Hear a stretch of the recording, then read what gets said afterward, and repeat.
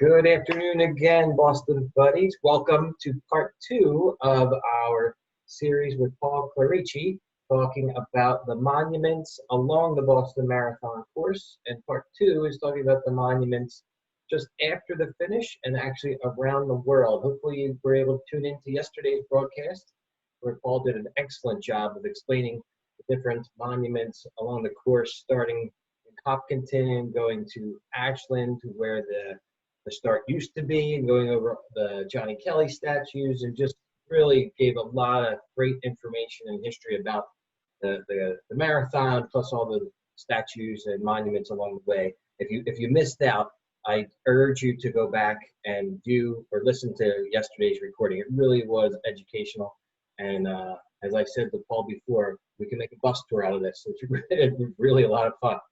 So welcome, Paul. Welcome back. Thank you. Thank you. I appreciate it. I love the history. Like you and I were saying, history is history, whether it's a monument, the race itself, the stories. So, yeah, I hope the Boston buddies take a look and enjoy it, too, because it's part of the history of of what you're running. Yep. Yeah, that's just it. Like when people go up there to visit, there's always people always ask, what is there to do the day before? They're trying to make a tour, like do a tour of the course or something. So I think definitely watch this video again before you guys go back up there and try and find these monuments and all the different statues along the course. I think it would make for a great day. Definitely. Yeah. All right. So now that we've gotten through the course, we're going to start talking about just this first picture is actually just after the finish line. So the Centennial Monument in Copley Square. So this is just past the finish chute, correct? Yeah, it's about a block after the first part. We stuck to the course. Now, this is technically not on the course, but it's about a block after the finish line. So that's why we figured we'd start with the Centennial Monument at Copley Square, which really tells the history. This was part of the Centennial in 1996 that they put this down. It's a beautiful monument, which you can't see if you're driving by because, as you can tell, other than the four posts there, it's flat. One of the original designs was going to be a huge archway, which would look awesome. But oh wow, yeah, things take different forms. But this is about a block after. So when the runners cross the finish line, they go under the photo bridge. The next block to your right is the medical tent that you'll see on the street. And then the next tent is the VIP tent, which you'd have to walk over this monument to get to the VIP tent. So this is right at the corner. So just to get you an idea of what this is, Robert Lamb and Robert Shore helped create this. It's amazing. There's so many different intricacies in it, as you can see. The little 15-foot diameter medallion in the middle has the course. We'll get a couple of close-up shots soon, but you'll see the medallion in the middle. Each post, it's a red marble there, and they'll have icons of each part of the course, each town on the course, along with the BA logo. It's a beautiful thing to walk over when you look at that. It's too bad you can't really see it from anywhere else, but when you're on top of it. Yeah. Yeah. Bobby Gibb, I've interviewed her got to know Bobby over the years. I was doing a story about this, and she being who she is, obviously, and an artist, I was asking her from an artist standpoint, because she creates sculptures, and there's going to be a statue of her in Hopkinton soon that she actually created. So she knows what she's talking about for artistically. And she loves this monument, especially because it actually grows. And what she means by that is the medallion has etched in granite the names of each men's open winner, women's open winner, men's wheelchair winner, women's wheelchair winner, and men's masters winner and women's masters winner. Each year their name is engraved on this circle. So what she meant is that it'll keep expanding, it'll keep changing, it'll keep growing outward. So she goes, it's like a moving monument. I'm like, oh, I never thought of it that way. I go, what a great description. Yeah. No, I didn't realize that they did that every year. Yeah, I'll have to pay more attention next time when I walk by, because that's like, it's by the finish, the day before or 2 days before when you go to the Heinz Convention Center. I walk by this, back and forth all the time, and I've never really taken the time to actually read everything that's there. That's That's great Has information. all the names. Yeah, it was 210 names when they did it in 1996. And I don't think they do it every year, but every couple of years they will engrave the next year's Okay. winners on that, which is really neat. And you can, do like a little chalk outline with a piece of paper if you want to engrave somebody's name. I did a story on Denise Robson, great Canadian runner. She actually won the Masters division one year, and she did not know that her name was engraved. And she would always come up and visit, so I got to know her pretty well over the years. And so one year I said, "Did you see your name? It's etched in stone." And she goes, "What?" I go, "You're actually, I'm not being figurative, you're literally etched in stone." So I walked her over there, and she found her name with some other Canadians that she loved. And she lied down, and I got a picture of her right next to her name. So it's amazing to see the names, and you can talk to the people who are over there. I mean, the Bill Rogers and people. So when you bump into some of the winners, their names are literally etched in stone. So, but it's a beautiful monument to see. The closer you get, the picture doesn't do justice. You have to really see close up, like with a lot of artwork. You really got to see something close up. But this gives a good overall of the monument. It's really nice. Yeah. And then, the next picture is a little bit more of a close-up of one of the pillars.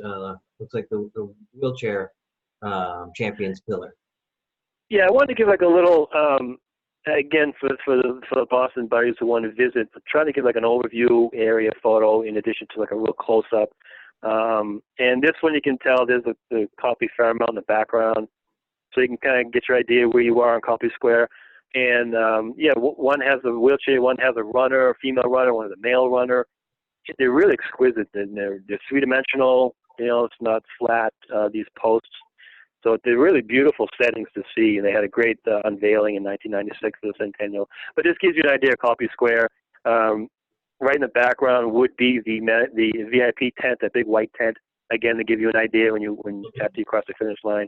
But when you see it on any other day, it's wide open, and you'll be able to see it there when you're walking around. So it's really worth it. If you want to find your favorite runner, or favorite name, or take a nice picture of it with you. It's spread out nicely, which I like too. It's not hidden. It's right there. You'll see it.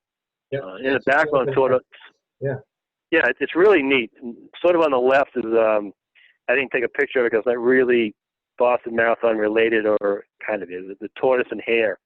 Nancy Shawn sculpted that in 1995. It's just off to the left. You probably see pictures of it once in a while near the Make Way for Duckling statue that she did. But it's a tortoise and the hare. And she did that to coincide with the 100th Boston. So it's kind of funny, too, to get a tortoise and the hare, near the Boston Marathon. So, pick which one you think is closest to you, I guess.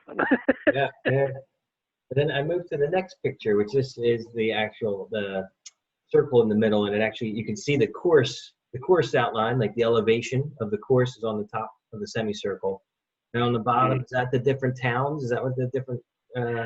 Yeah, this is actually a course. I mean, that's what I'm saying. The detail on these things is really, it's a beautiful detail on that. You'll see the different kind of marble that they use, the different kind of granite that they use. They want to use some different kinds throughout the area here. You can see on the left, partially, those are the names in circle that you can see that are engraved. Yeah. The middle part has the elevation, has each town listed, as you can see, the Hopkinton, Ashland, Framingham, Natick, Wellesley, this half of it, and then it continues to the next half with the logo in the middle. And the little, the far edge of it looks like little V's that you see. Those replicate the wreath, the olive branch wreath. So everything, like with most pieces of art, everything is deliberate. There's a reason. So those are the little things you can look at. So there's like the little wreath, the olive branch wreaths, which go back to Greece, that they actually hand make in Greece and fly over here and have a great ceremony at the State House the Thursday before the Boston Marathon, that the olive branch wreaths are handed from Greece to the BAA. So it's a beautiful ceremony. So that's replicated right there on the statues on the monument here. So it's a really nice, when you look at it, the more you look at it, the more detail you'll see the different colors and everything. So it's a real nice piece of artwork. I do miss the arch. I would like to see the arch, but that's okay. You got to adjust with public art. It's public art, Yeah, the wreath, they actually do a little segment on the wreath in that Boston documentary, and they show them making it over in Greece and then dipping it into, is it like bronze, silver, then gold? Multiple metals to form the wreath for the actual Yeah, marathon. the wreath. I think you broke up a little bit, but I think you're saying about the wreath. They're dipped in gold. Yeah, because they are actually taken from branches in Marathon, Greece, and they're made there and flown over here. So the history that comes with that is amazing. I remember talking to one of our governors, Mike Dukakis, who's a Greek American. He's very proud of his heritage, would say that, and he was one of the ones who would present the wreath to the winners. And he was telling me that the pride that you get knowing from the fact that this wreath is actually coming from where it all started, and then when they dipped it in gold. So it's something, if you ever get a chance to see it, the Alpha Omega Council does a great job. The 26.2 Foundation at the State House. It's quite a ceremony to see. I've covered it a few times, and just to be that close to the wreath. I mean, they're never going to go on my head, so to be that close to see, yeah. Nice. So I ain't gonna. Then the next picture is the Boston bricks. Is that correct? Yeah, this was neat. This was done in 1985. Kate Burke and Greg Lefevre did something called Boston Bricks, a celebration of Boston's past and present. And it's located, I stumbled upon this just doing research for a story years ago about other monuments and things. And they have like 100 bricks like this in between regular bricks on Winthrop Lane near sort of close to Faneuil Hall. And each 100 of these bronze little bricks depict some sort of Boston history, whether it's like the State House or Revolutionary War, Paul Revere, or musical notes because of the BSO, the Boston Symphony Orchestra. And there's just one of runners, obviously, for the Boston Marathon and stuff. So it was a nice thing to see, even though it's not directly related to the Boston Marathon. It's a nice little thing to see that it's being recognized. It's still there. And there's 100 of these little bricks, the bronze ones mixed in with the real bricks on that little pathway. It's worth seeing if you look at Winthrop Lane in Boston, if you're ever in the area. Google it and stuff, and you'll see where it is. And it's not just a running one, but it's kind of neat to see. A little surprise. With Boston, we have great museums and artists here. So this is a nice thing. 1985. Had nothing to do with the Centennial, which a lot of the monuments showed up. But yeah, it's really neat to see that. Something different. Yeah, I've been to Boston so many times. I've never even known that this existed. I definitely want to go check it out. I didn't either. Yeah, until I researched it, and I'm born and raised here. Until I researched for a story, I'm like, where is this? Right. Used to be called Snow Lane or something. They renamed it Winthrop Lane or something. So, right. But yeah, it's worth seeing because it's not just the ones of the runners. It's just see the history of Boston in 100 different bricks. It's really amazing that they pulled that off. Right, and you've got the shoes, the statues with the shoes, and then I guess there are a bunch of other ones along the way. You can see like the shoes, but then there's another one next to it that you can't see what's on that, but I assume that there's just different. Yeah, on the right there, that's Bill Rogers' running shoes. This is a different location. This is Faneuil Hall Marketplace. They had a Faneuil Hall of Fame, and Bill Rogers used to have a store there. And to the right there that you see the beginning is Larry Bird has another monument for him, the Boston Celtics, who we love. And then the other side of that is Red Auerbach, Arnold Red Auerbach. He was the Celtics coach and general manager for the first 15 titles of the Celtics.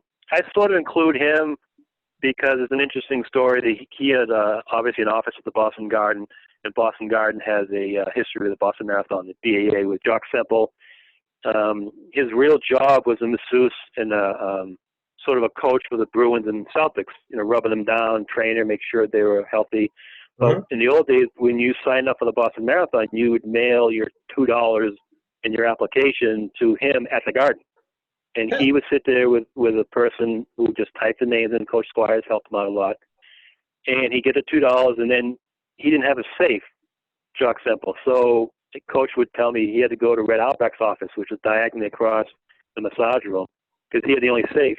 So he's going to Red Auerbach, Jock put the money in there. Right. And Red would yell out, "What? I don't want the money, in my safe. It's taking up space." And, just giving them, the business and everything. So it was funny that, right on there, Bill Rogers' shoes, bronze shoes here, the Red Auerbach statue. So it's just kind of a neat connection there that they had, and and the Brown family and the Walter family was connected to the Garden and the Bruins and the Celtics and the BAA. So it's a nice connection between the sports people Right. in here. So yeah, it was nice. With like, I can just picture Coach going over there with a couple of dollar bills and Red Albert yelling, "Come on, Chuck! You're supposed to take care of Bobby Orr. I don't have time to put your money in the safe." And they probably didn't realize the history that they were making as they were doing all this. So it's incredible. Yeah. Yeah. They didn't know. Like I said, it was just like a race. I mean, people back then, there was no standard, no qualifying time. So people, 1970 was the first one. You had to prove that you could finish, men only, obviously, finish in 4 hours. And Coach Squires would say that Jock Semple would always joke that he would say, how would he put it? The number of runners who would tell me in their application they could beat 4 hours never equated to the actual finish. In other words, they're all lying. And he'd be grumbly. He'd be grumbly too. I mean, people would call him up to get the application, and he'd drill them. He'd go, "What'd you run? How fast? Nah, you're never gonna do it. Nah, you won't. Nah, maybe next year." And that would be the whittling down process. That's what Jock Semple would do in the old days. Well, yeah, there's no internet. There's no internet to validate what they said was true. Right. He goes, "Well, what race did you do?" "I know that race. You didn't do that time." "Nah, you'll never do that." And that's what Jock Semple, the old Scottish accent, would do, Right. to protect the race. Yeah, so that's how, but it was funny with Red, was the only safe in the Garden, so that was kind of funny. that's some great insights behind the scenes. Yeah. That's great. So the next one is Clarence DeMar. He's the all-time leading winner of the Boston Marathon. He has more wins than any other runner.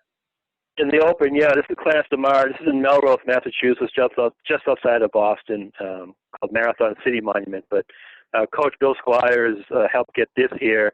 Clarence DeMar lived in Melrose. Bill Rogers did at one point. Coach Squires did as well.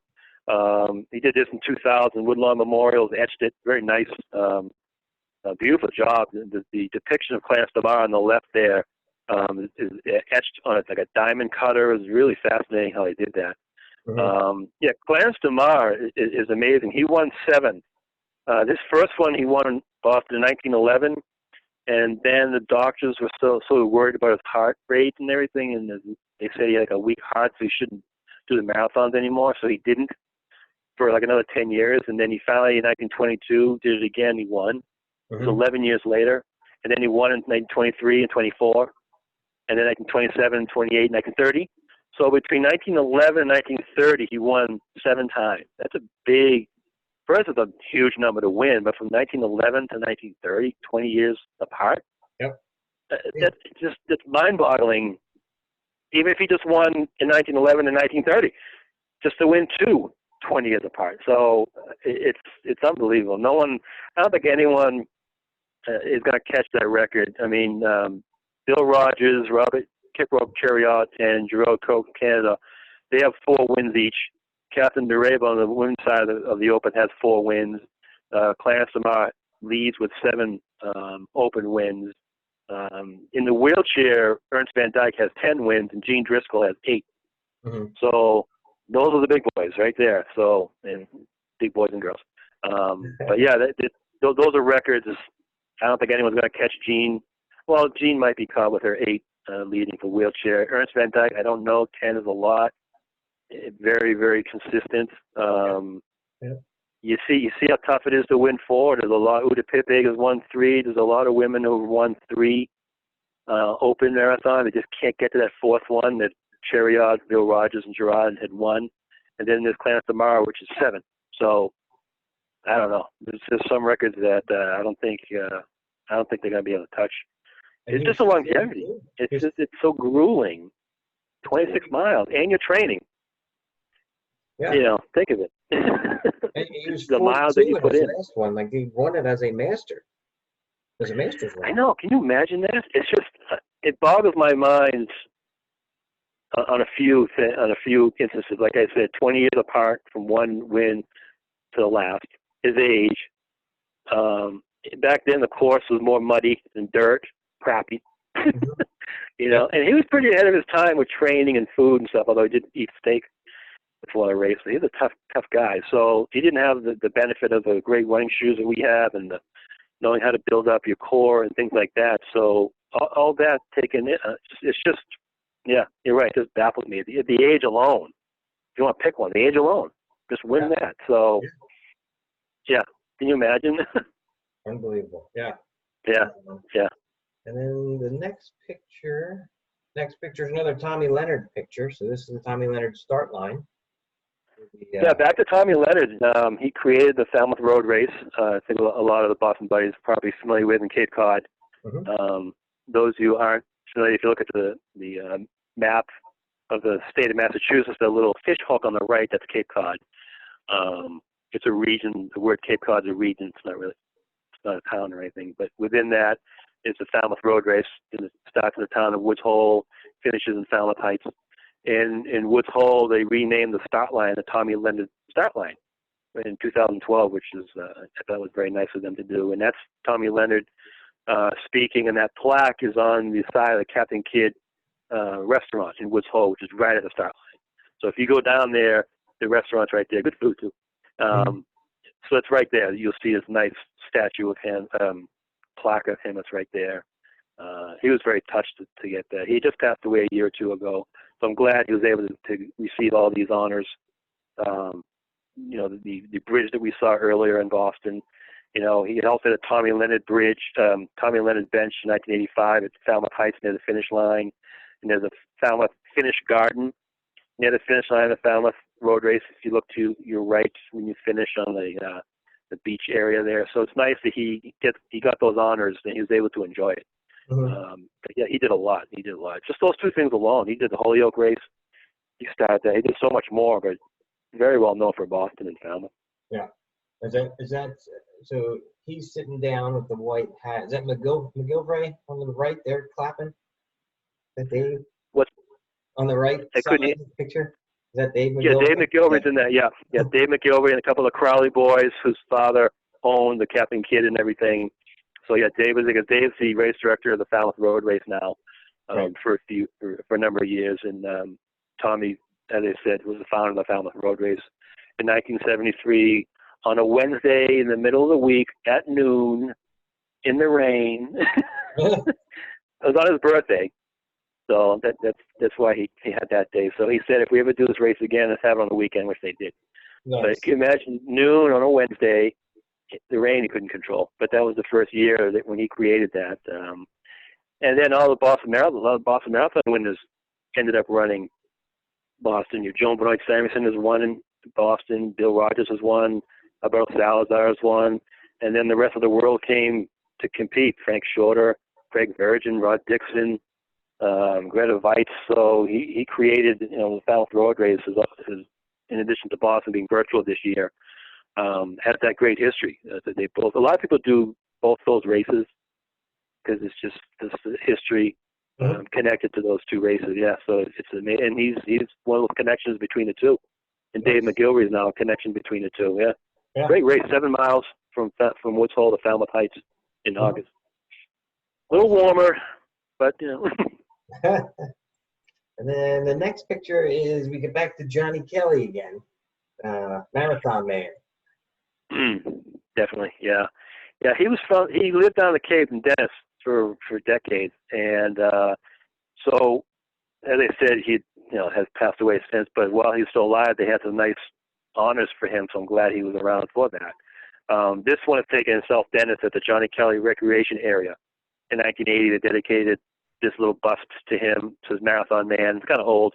That's what it says, Johnny Kelly Marathon Man. As soon as you go into the entrance, and there's a Johnny Kelly trail in the background here. It's a great recreation area in South Dennis down the Cape.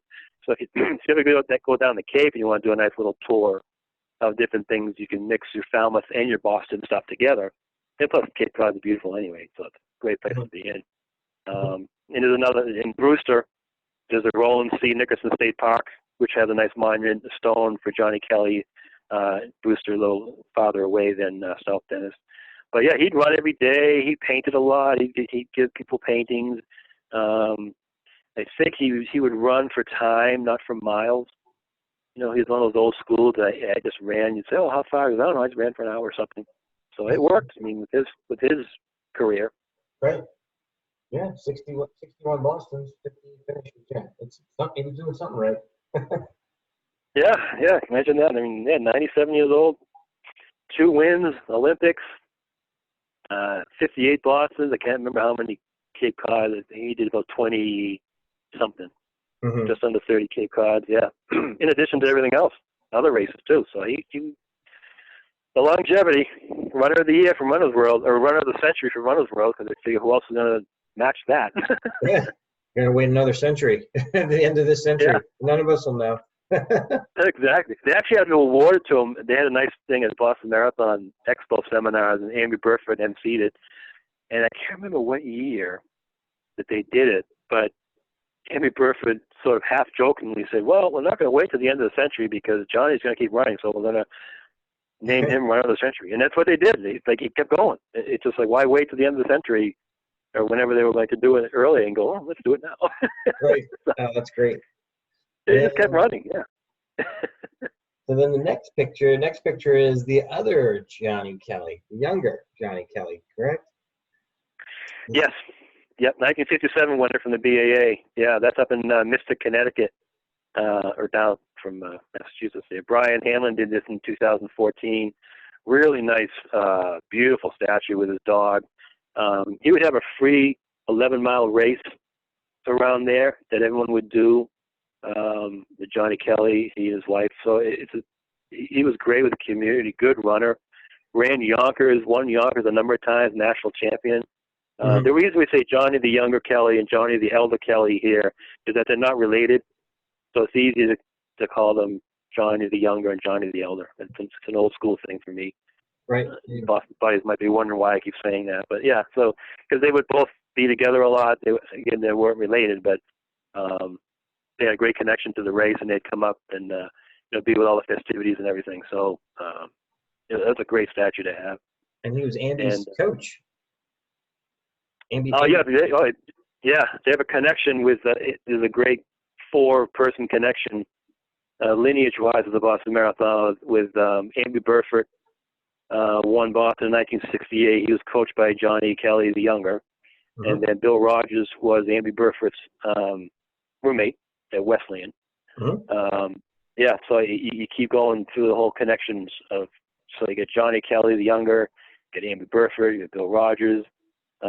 Johnny Kelly the older was with the younger. It's the connection between them it's amazing, and you get that in this sport in running, more so than some others. So you get that mentoring, helping a lot more, which is nice to see. Yeah, and you've got a lot of royalty in this particular picture with Johnny the Younger. You've got Jeff Smith. You got Bill Rogers is in there, right? Yep. Sarah Mae Berman there in the front. She won 3 Bostons before 1972, before it was official. Yeah, and Nina Kushik on the right. She won the first official women's division, 1972. I think it's Jack Foltz in that photo. I think Jack Foltz is on the right, next to Nina. Yep. Yep. I don't have the picture in front of me. That's why I mentioned. Oh yeah, for the Boston buddies who may have not tuned into the first part, I don't have a webcam, so that's why there's just pictures and stuff. So I don't have the photo in front of me. That's why I didn't remember. But that's why I don't see me and Vince talking visually. So, which is good, right? No one wants to look at us, right, Vince? Exactly. No, this is a great, and this is in Mystic, Connecticut, right? So for people that want to go. Mystic, Connecticut. Yep, that's where he did a lot of his runs. Yeah, Mystic, Connecticut. Beautiful place too. Awesome. Right along the water in Mystic. Lovely place if you go visit Connecticut. So, still in New England, though. For those Boston buddies who want to do a tour, you're still in New England with Connecticut. Well, you are until this next picture. So this one is in Iowa, I believe, correct? It's John Benoit and Billy Rogers. Yeah, Davenport, Iowa. So you're outside of New England a little bit. Right. Okay. Yeah, the Big 7 road race, great road race. And when they dedicated the statue in 1999, Ted McGinley did it. Joan Benoit had won Dick's 4 times with a course record. Bill Rogers won 3. I think he had 2 course records. So they did this. It's called Bix Plaza. it's near Quad City newspaper, which sponsors the race, cleared out this area and made this Bix Plaza. Bix, B-I-X, is a nickname for a musician who lived down there, Leon Bismarck Biederbecky. Great musician, jazz. So Bix was the nickname from that, and they made that the road race. So it is nice to have that little recognition with Joe Boyd Simonson and Bill Rogers. And they've run 20, 30 times this race, so they didn't just win and leave. I mean, they're part of the community. When I talked to the race director about the separate story, that they are part of the community, and the people love them when they show up, which is really nice. Then they expanded the statues behind them. From left to right is Dan Hayes, who's a longtime race supporter. The race director, Ed Froelich, is the next person. Then there's Bix, the musician, and then on the right, Bill Wundrum, the name is a newspaper columnist. So it's a nice little area you can see just outside of where the race is. Big race, real nice. It's like a circuit. A lot of people do the Bix race, and and they'll do Falmouth, and they'll do Beach to Beacon up in Maine, Joni's race. So there's a lot of races, long-time races that have great history to it. Awesome. So I don't know if you have any Boston buddies who live out in Iowa. They're more familiar with it. We have Boston buddies everywhere. So they're out. I know, it's awesome. It's awesome. Yeah. I think we're going to see a lot of pictures, of seeing some of these statues and monuments. It'd be great to see, the outreach of where all the Boston buddies are, stay connected, and it'd be kind of neat to see that, because they are. I read all the stuff. It's neat. Yeah. Yeah, cool. I love it. And then, so the next one is Tom Longboat. It's two plaques. Tom Longboat, Native American, correct, that won the marathon. Yeah, we're going up north in Canada. And you have some Boston buddies up there, right? Lots of Canadian Boston buddies, yes. I actually ran a Ragnar race with the Canadian crew last summer, and we had a great time. It was beautiful. It was just about an hour north of Toronto, and we had a wonderful time. Yeah, it was just a lot of fun. Yeah, Canada has a really good history with Boston. These pictures I didn't take of the plaque. Some pictures I didn't take. All these pictures have been in the book. Jim Roy took the one of Johnny Kelly in Connecticut statue. And Tony Revis, who we all know, took the Big 7 photo for me. These were Tom Longboat in Canada. He won Boston in 1907. And he's if I can pronounce it correctly, an Onaga Kawaji athlete. I don't know if I mentioned that right.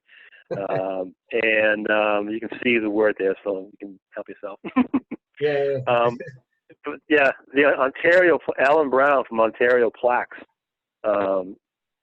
site sent me this one, the red one. Okay. So people know which one is which, because they just have his name on each one. They don't kind of say which one is which. And then the blue one is sent by Marco Manna. Send me that one, which is really neat. But they're both located at the Six Nations of the Grand River First Nation Reserve in Ontario. The red one's part of a series, I think, the Persons of National Historic Significance. I think they have markers for different famous people in Canada. This one's at the Gaylord Paulus Arena in Six Nations. And the blue one is the Ontario Heritage Foundation historical marker. That's located at the former site of the Six Nations Council House. I'm not quite sure how close that is to the current Six Nations site that you'll see another photo soon. But he's very revered between Tom Longboat and Johnny Miles. In Canada, Johnny Miles, he won in 1926 and 1929. He has a statue, a running trail. I think there's a school in Epping, a road race up in Nova Scotia. He has a lot between Johnny Miles. I got a chance to meet Johnny Miles a couple of times. Really nice guy. He's since passed away. But yeah, Canada, for your Canadian Boston buddies, they're well familiar with these people too. It's just it's great. Like Denise Robson, whenever she comes, like I said, she's from Canada, the Masters winner. She always recognizes the Canadian champions on their monument, that centennial monument that has them listed down. Nice. A lot of runners, great races too up in Canada. Yep. Just on their own. Yeah, beautiful races. I've run a few in Montreal and everything. Love the place. Good runners too. Beautiful, beautiful country to run. It is. The next picture, though, is a mammoth statue. It's from Tom Longboat. So where can our Boston buddies in Canada find this one? Yeah, this is amazing. When I saw this, I thought it was fake. I thought it was like one of those makeshift little statues that they dismantle. This one, David General created this artist up there in 2015, and it was first shown. I think this picture shows it at the Toronto Pan Am game. Initially, it's called Challenge and Triumph, and then it was eventually moved to the Six Nations Community Hall outside that area after the Pan Am game. It's huge. I saw some other photos of like somebody standing next to it to get some perspective. And it's beautiful. You walk around, there's all the different achievements, and it blows me away because most times you see a statue on a pedestal or like a Johnny Kelly on some granite. This thing just doesn't end. It keeps going. It's amazing. I love it. It's amazing when you see that. And it's near one of the plaques too now. Again, that photo, I think that's near the Toronto Pan Am Games where it was originally dedicated. And I can't recall if they didn't know where they were going to put it permanently or if they knew generally where they were going to put it, but they wanted it on a display on a big scale. And obviously, the Pan Am Games are big scale. So I think that's why it was there for a little while. And then when the games ended, I don't know if they exactly knew where they were going to put it or not, but they decided in the Six Nations area where one of the plaques is and everything. So if you're familiar with that area up there in Ontario, you'll find one of the plaques, two of them if you really search for it, and the statue. It's a beautiful area too. So maybe some of your Boston buddies can, get their picture with that to kind of get a perspective of the person next to that statue. It's a detail. This weekend. Yeah, no, exactly. Or maybe country by country, different people want to do the different things. I mean, we have ones, and I don't have a picture of, but Guatemala has a few from Dorito Flores, who won Boston in 1952. They renamed the stadium after him, and there's a bust there. They renamed the school after him. There's a roadway after him in Guatemala City or Cotuí. I don't know if you have any Guatemala Boston buddies. We do. Yeah, so Stuardo, he was in our 5K tournament. He's ran this past weekend. Excellent. Ran a tough race. Yes, he's down there. So what's the name of the statue he needs to go find? You can send us a picture. Yeah. There's a bust of Flores at the stadium, which they renamed, and then there's a school, the roadway. He's revered up there. He won in 1952, and also with the Johnny Miles, they have a Johnny Miles Festival that I'm sure Canadian Boston buddies will know up in Nova Scotia, New Glasgow, Nova Scotia. Okay. And there's a big statue I've seen. I did not include it here. Johnny Miles Town Square in Sydney, Nova Scotia is a big statue. So if any Boston buddies are up in that area too, feel free. Even in Colorado, getting back in the States, there's a Frank Shorter statue in Boulder for the Boulder 10K. He didn't win Boston, but he ran. I include, when I'm talking in the conversation, even if you're related to the Boston Marathon somehow. so Frank Shorter, and he's covered the race too. He's run Boston a number of times with a microphone for a TV station. Oh, wow. So, so I include him, like even Greta Weitz. There's a statue of her in Oslo at the Vista Stadium in Norway. And there's also one at the Norway country in Orlando at the Walt Disney World in Florida. Oh, okay. So she ran in 1982 and was one of the favorites, but she ended up dropping out. But, and she'd always come to our expos and things like that. So, I include. Even Joni has a couple lectures in Maine. Do you have any Mainers in the Boston buddies, I'm going to assume? Yes, we do. Marty Clark. Marty Clark's from Maine. Oh, excellent. There's a statue. Joan Benoit won this in 79, 83. There's a statue of her right outside the Thomas Memorial Library in Cape Elizabeth, where she's from. Yep. There's another statue at Bowdoin College in Brunswick, where she's from, or where she went to school. It's great. It's just, I'll tell you, I have the Boston buddies outreaching all these places, and they may find something I didn't know about. Yeah. I know, it's amazing how many are out there. There could be more. I'm always learning. I mean, Bobby Gibb is going to have one soon, so that'll expand the list a little bit. I know, like I said, I know of about 60 in 5 countries and 8 states. So we'll keep adding the list on. It's one of those things that keeps growing, so I don't mind at all. Yeah. If anybody knows of any others, comment on when you're watching or listening to this video. Put it in the comments if you know of other races, and we'll send Right. Paul on a wild goose chase to go track all these things down. Oh, I love it. I love it. I love hearing the stories, especially the Johnny Kelly statue. I know we're digressing a bit. We're back in the U.S., but like I said, they would use the Johnny Kelly statue in Newton as their start and finish for their training. Mm-hmm. So they put their bottle of water there. They would rub his shoe or genuflect or nod to him, kind of wishing me luck. And they would do their hill work or their hill training, looking forward to meeting Johnny again, get that bottle of water. So it's, and I'm sure with the Johnny Miles one maybe, or Greta Weitz, or in other countries and other states, people can do that as well. That, like Rhode Island, another New England state, Les Paulson, who won Boston 3 times actually, 1933, 38, and 41, at Lincoln Woods State Park in Lincoln. Any Rhode Island Boston buddies down there know this is a plaque of Les Paulson down there too. Mm-hmm. So it's amazing. A lot of people use those as like inspiration.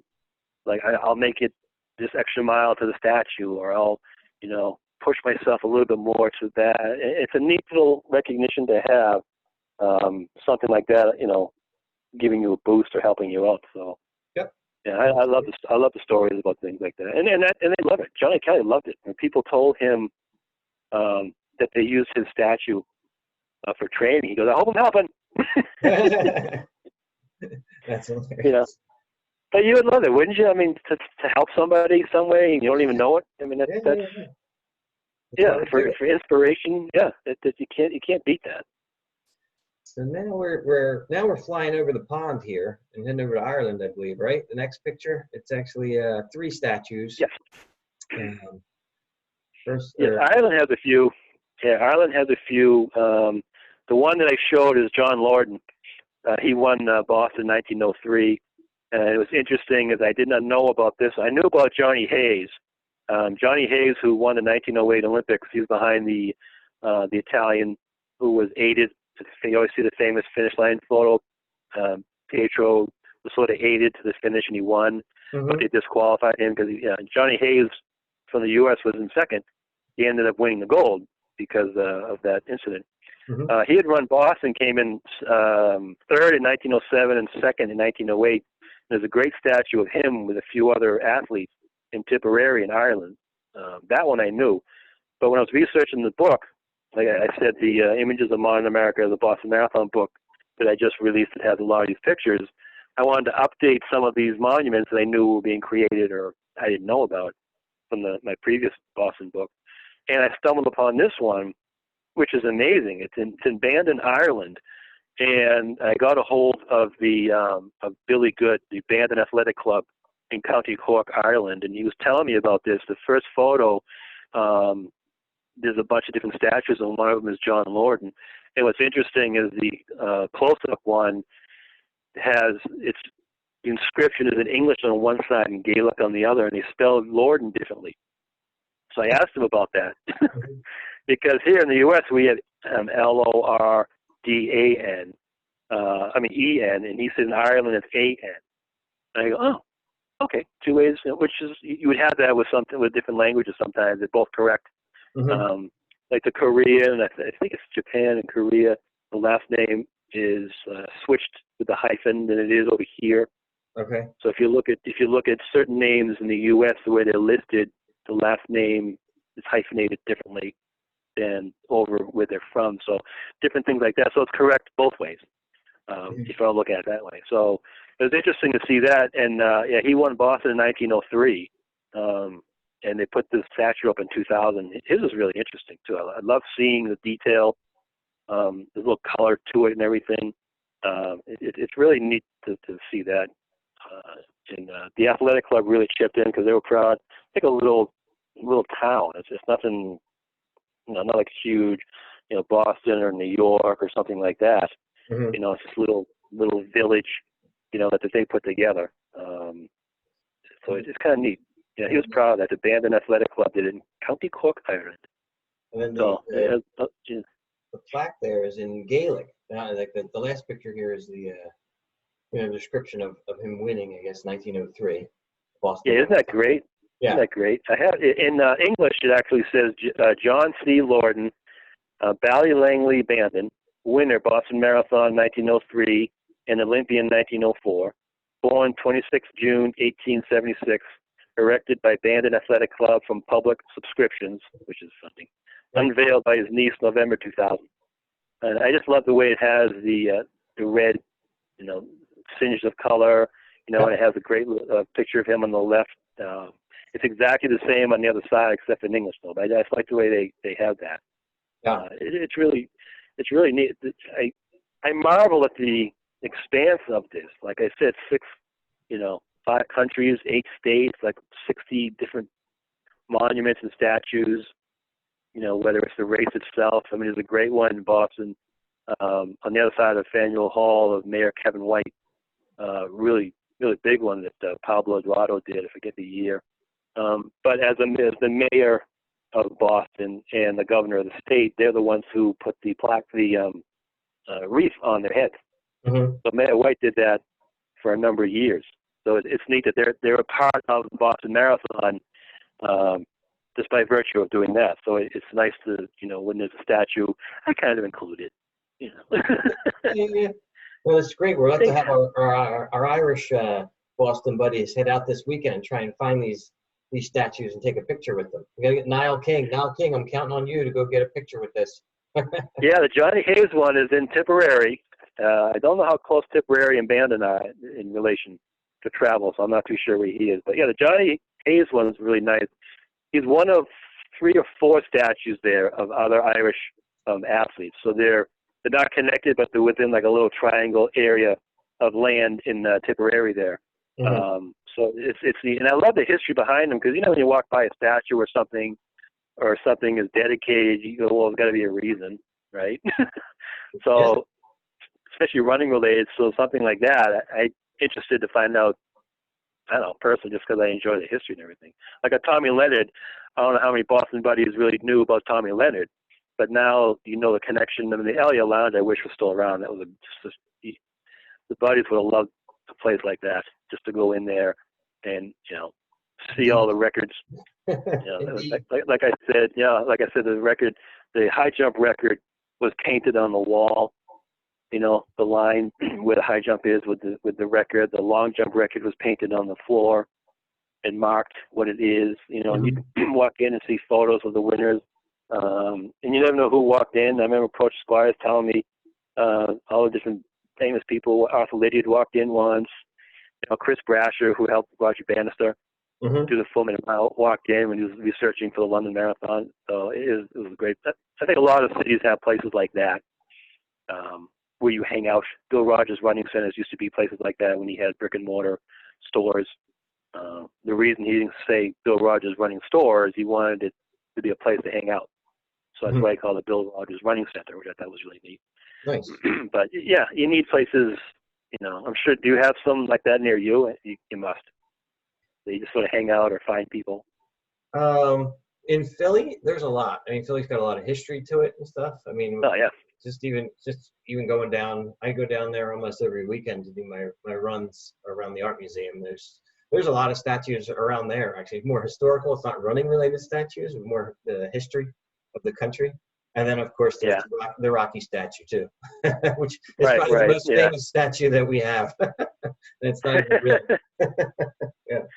Well, I did the Philadelphia Marathon a number of years ago, and did that still finish right in front of the stairs? Yeah. Yeah, and I had to run up the stairs, and I tell you, if any of your buddies want to do that, just suck it up and do it. But I tell you, you're gonna feel it, because I just finished the race, because it's right there, and I ran up the stairs, and it took me like an hour to walk down. I mean, you had to do it. I should have waited maybe a little longer. I had just finished running it, and I did the stairs. But yeah, you're right. I mean, the history. I mean, I love Philadelphia because of the history anywhere. So, yeah. The steps keep going up. They're deceiving. When you're running them, you can't see like the next plateau the whole time. So it's like you think you're done, and it's like, oh, there's another set you got to go. Yeah. I know. Chicago does that too. You do a lot of different turns with like Chicago.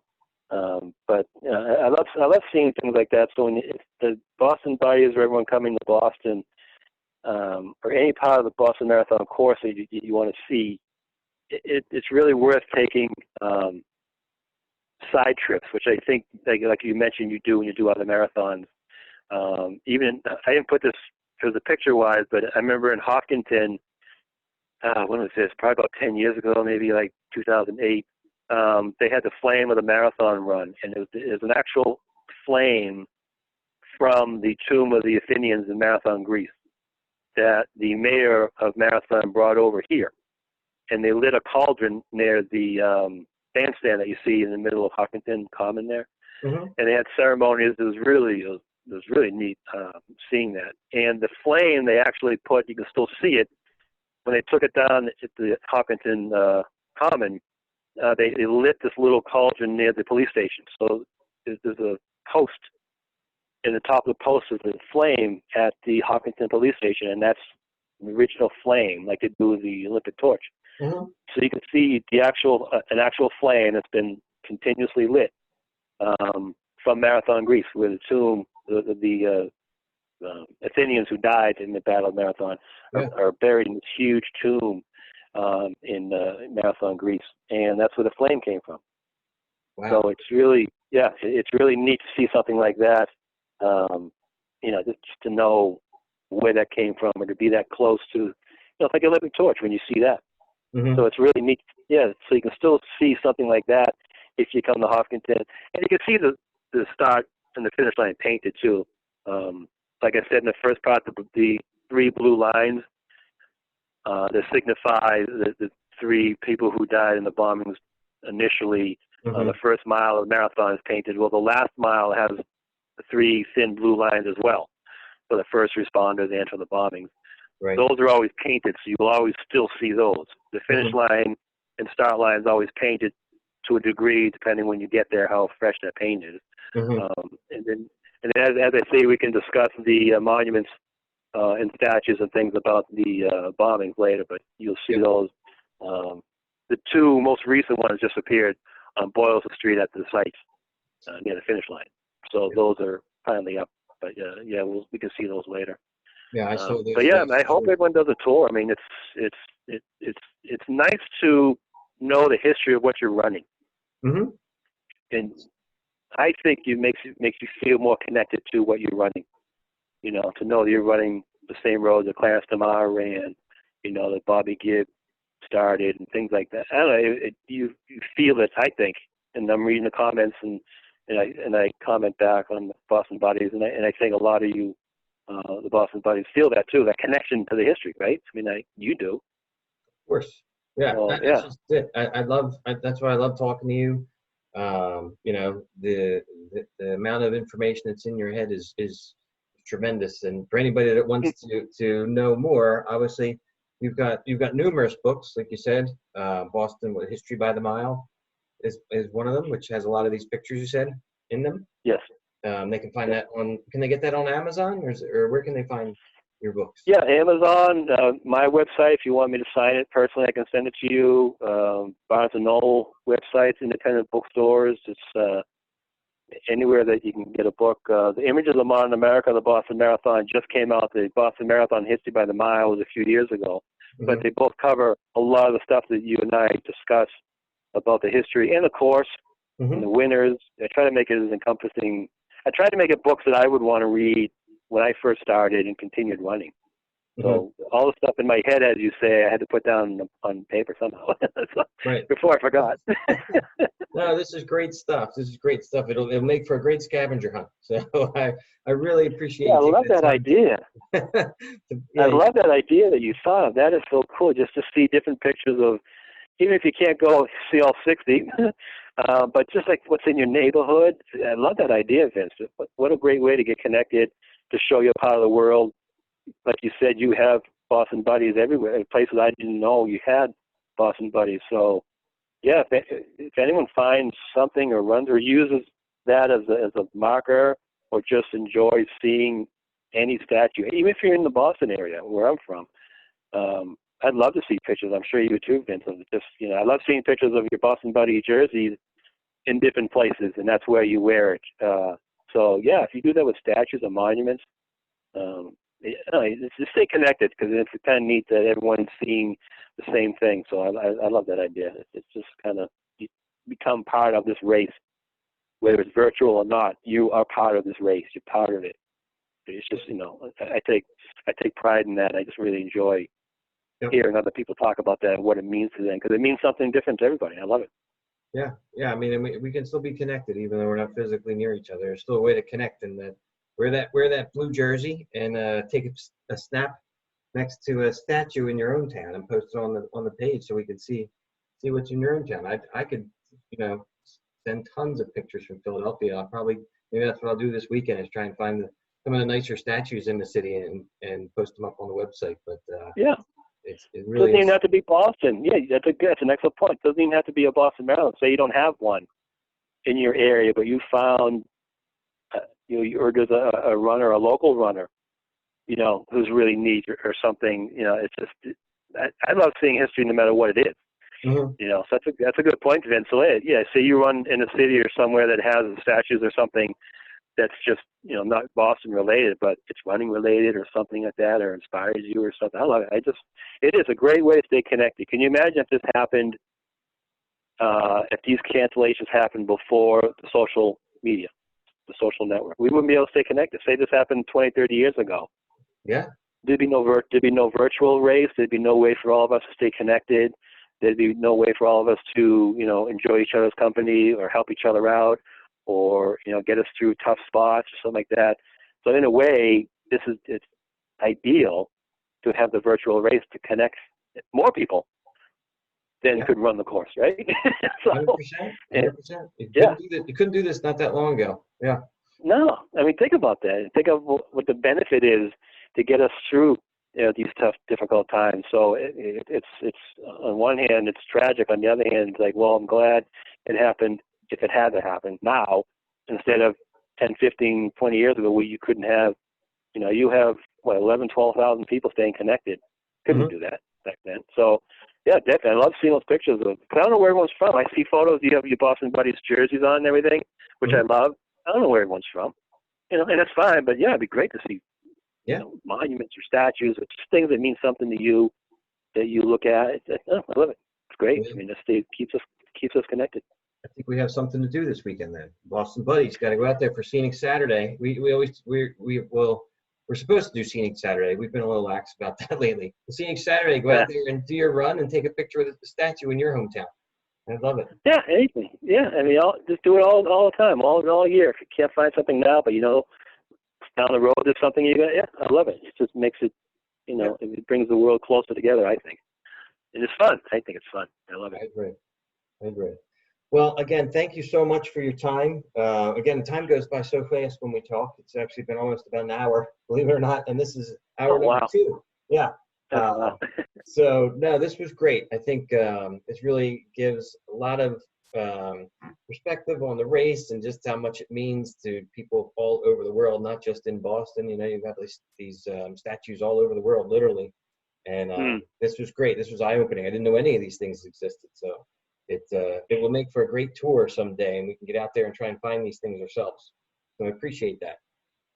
Yeah, I wouldn't mind going to different countries. Greece has a bunch to go. Yeah, let's do it. All right. as soon as we can fly again, we're going. All right. Well, thank you again, Paul. Again, from me and all the Boston Buddies, I appreciate you sharing your knowledge of the course and your love of the sport actually with us. You can tell just by your voice that you really love this and enjoy it, and I appreciate you sharing it with everybody else. This really is what makes the Boston Buddies and the Boston Marathon special, because of people like you. Oh, I appreciate that. Thank you. Keep up the good work too. I love seeing the comments and the progress everyone's making, so keep it up. I love it. All right. Thank you, Paul, and thanks everybody, and have a good day, everyone. Bye-bye.